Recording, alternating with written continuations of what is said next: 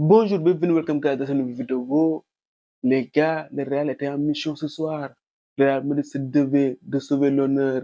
Hier, ses deux petits frères ont été éliminés, l'Atlético Madrid et le Barça. Et le Real se devait aussi de laver l'affront qu'il avait subi l'année dernière face à City. L'année dernière, le Real s'était fait balayer par City à l'Etihad. Mission accomplie. Le Real Madrid s'est qualifié en demi-finale. Au bout de la nuit, après tir au but, on commence par la compétition des équipes. Du côté de City, Pep Guardiola a aligné son 11 type. On note le retour d'Ederson dans les cages, le retour de Kyle Walker au poste de latéral droit et au milieu de terrain. Il y a le retour de Kevin De Bruyne. Le reste, du classique. Dans le 11 aligné par Carlo Ancelotti, il n'y a pas non plus de surprise. On note la titularisation de Nacho qui remplace Tchouaméni suspendu. Le reste du classique. Ce match entre les deux géants du football européen a commencé timidement. Dans les premières minutes, les deux équipes se jaugeaient.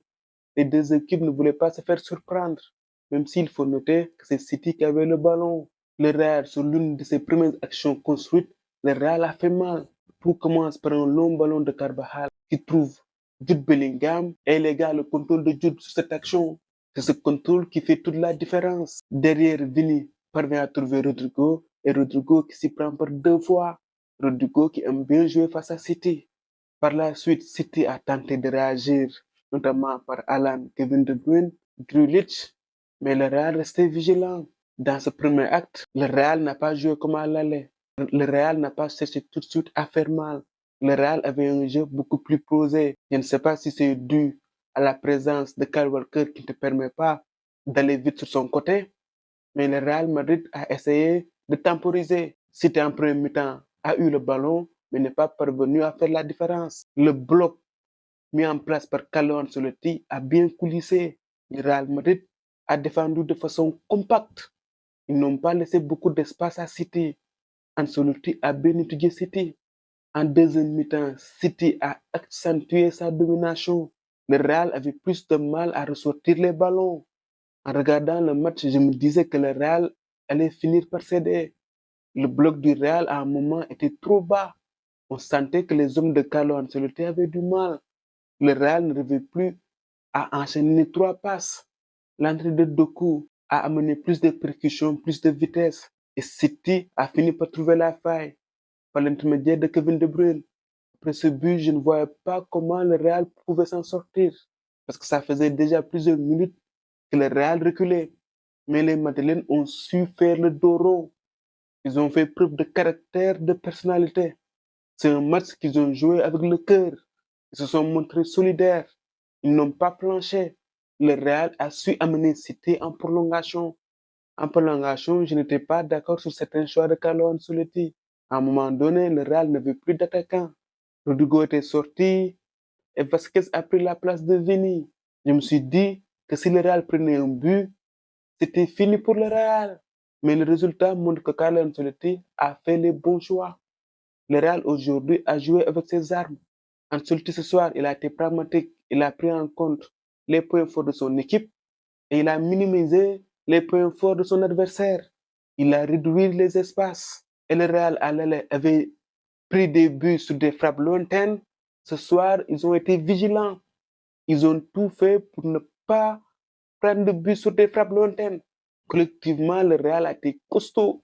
Parce qu'il faut se le dire, quand on affronte City, il ne faut pas s'attendre à avoir le ballon. Même si je ne pensais pas que le Real allait autant souffrir. City, c'est vraiment une machine. Carlo Ancelotti, sur le plan tactique, a fait dérailler City. City a perdu ce match parce qu'il n'y avait pas assez de percussion, de dribble, de joueurs capables d'éliminer. Il n'y avait pas ce joueur de rupture. On l'a vu à l'entrée de Doku. Doku a dynamisé l'attaque de City. Même si, il faut se le dire aussi, le facteur chance a penché du côté du Real. Parce que City pouvait faire la différence.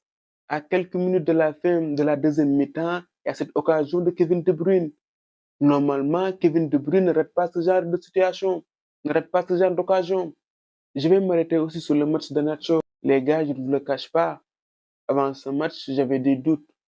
Nacho, cette année, je le sentais un peu vieillissant. Je le sentais un peu en difficulté.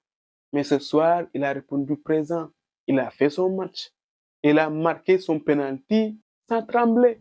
Capitaine Nacho, excuse-moi d'avoir douté de toi. Je m'excuse. Collectivement, le Real a été solide. Jude Bellingham, je ne peux pas compter le nombre de kilomètres qu'il a parcouru. Carvajal, il a fait son match. Il a fait un match de guerrier. Mais les gars, le match de Lunin, Lunin, c'est l'homme du match côté Real. Dans ce match, il a été plusieurs fois décisif. Il a sauvé à plusieurs reprises le Real. Et au tir au but, il a pris ses responsabilités. C'est lui le game changer de ce match. Au tir au but, il ne s'est pas caché. Il a fait les arrêts. D'autant plus que le Real a démarré très mal la séance de tir au but avec le raté de Modric. Derrière, c'est Lunin qui fait les arrêts qu'il faut et qui remet le Real en confiance. Le 5e tir au but inscrit par Rudiger, c'est symbolique parce que Rudiger, cette saison, c'est le patron de la défense du Real. Ce soir encore, il a été très costaud. Valverde, je ne cesse de le répéter, mais il est très généreux dans les efforts. Il ne se ménage pas. Madrid ce soir a fait un match de guerrier. Ils ont fait face à une superbe équipe de City. Peu de monde voyait le Real passer. City peut nourrir des regrets. Ils avaient l'équipe pour passer. Mais ce soir, ils sont tombés sur un bus, sur un mur. Le football pragmatique a pris le meilleur sur le beau football. Cette victoire porte l'empreinte de Lunin et de Carlo. Le plan mis en place par le mystère a fonctionné à merveille. Dans l'autre match, ce sont les Bavarois qui se sont imposés. Le Real retrouvera le Bayern Munich en demi-finale de Ligue des Champions. Ce match aussi, c'est un classique, un match qui promet. Voilà, c'est tout pour cette vidéo. On se retrouve pour d'autres vidéos. À très bientôt pour de nouveaux football.